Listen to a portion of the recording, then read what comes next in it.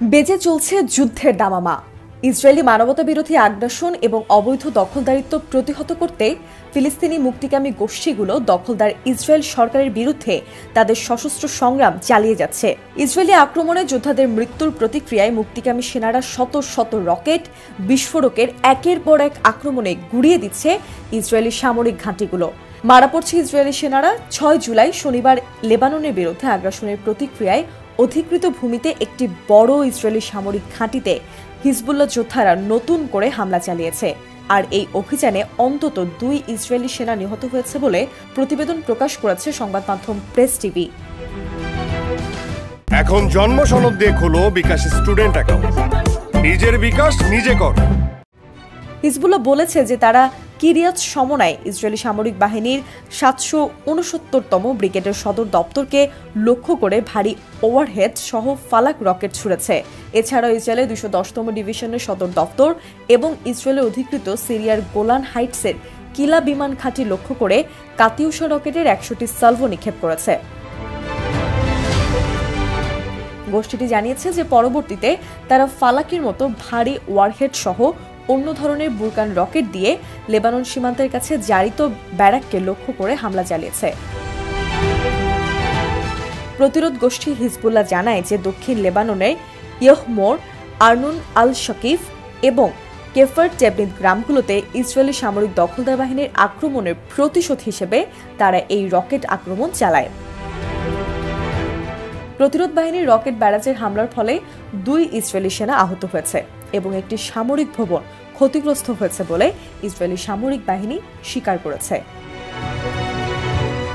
এছাড়াও হিজবুল্লাহ যোদ্ধারা আপার গ্যালিলের মার্কালিয়ট মোশাফে একটি ইসরায়েলি সামরিক অবস্থান এবং কাতিউশা রকেটের পৃথক সালভো সহ এলিট ব্যারাকে ইসরায়েলি সামরিক বাহিনীর ৯১তম ডিভিশনের নতুন সদর দপ্তরকে লক্ষ্য করে সফল হামলা চালায়। প্রতিরোধ গোষ্ঠীটি অধিকৃত লেবাননের কাফরসুবা পাহাড়ের ইসরায়েলি সামরিক বাহিনীর রামথা ফাঁড়িতে গোলাবর্ষণ করে। পাশাপাশি সামাকা এবং রামিয়া সাইটগুলোতে ইসরায়েলি লক্ষ্যবস্তুকে ধ্বংস করে দেয়। শুধু তাই নয়, ইসরায়েল অধিকৃত অঞ্চলের উত্তর অংশে স্লোমি শহরে ইসরায়েলি সৈন্যদের থাকার একটি সুবিধাজনক বাসস্থানও হিজবুল্লাহর রকেট হামলার শিকার হয়। হিজবুল্লাহ বলছে বুধবার ইসরায়েলের কমান্ডার মোহাম্মদ নিমাহ নাসেরকে হত্যার প্রতিশোধ নিতে তাদের এই হামলা।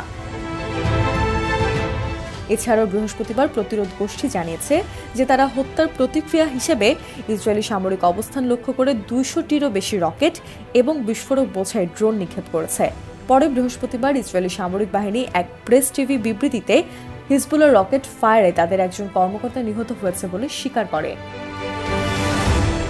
লেবাননের ঐক্যবদ্ধ প্রতিরোধ সংসদীয় জোটের অনুগত সদস্য ইব্রাহিম আল মুসাভি বলেছেন যে হিজবুল্লাহর হামলা তাদের প্রত্যাশাকেও ছাড়িয়ে যাবে।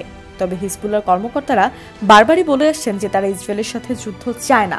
তারপরও সেই পরিস্থিতি এলে তারা প্রস্তুত রয়েছে। এই প্রসঙ্গে Hezbollah deputy secretary general Sheikh Naim Qassem বৃহস্পতিবারই বলেছেন যে ইসরায়েলের সাথে একটি পূর্ণাঙ্গ যুদ্ধ খুব শীঘ্রই সম্ভব নয়। তবে এমনটি হলে তার দল সবচেয়ে খারাপ পরিস্থিতির জন্য পুরোপুরি প্রস্তুত থাকবে। ফিলিস্তিনি প্রতিরোধ গোষ্ঠী হামাসের দুর্ধর্ষ আল আকসা ফ্লাড অভিযানের পর থেকে গাজা উপত্যকায় গণহত্যামূলক আগ্রাসন শুরু করে দখলদার জায়নবাদী সরকার। তারপর থেকে প্রতিরোধ গোষ্ঠী হিজবুল্লাহ এবং দখলদার ইসরায়েলি সরকার একের পর এক মারাত্মক গোলাবর্ষণে লিপ্ত রয়েছে। এখন পর্যন্ত কমপক্ষে ৩৮,০১১ জন ফিলিস্তিনি, যাদের বেশিরভাগই নারী এবং শিশুকে হত্যা করেছে এই বর্বর সরকার। এছাড়াও আহত হয়েছে ২৭,৪৪৫ জন বেসামরিক নাগরিক।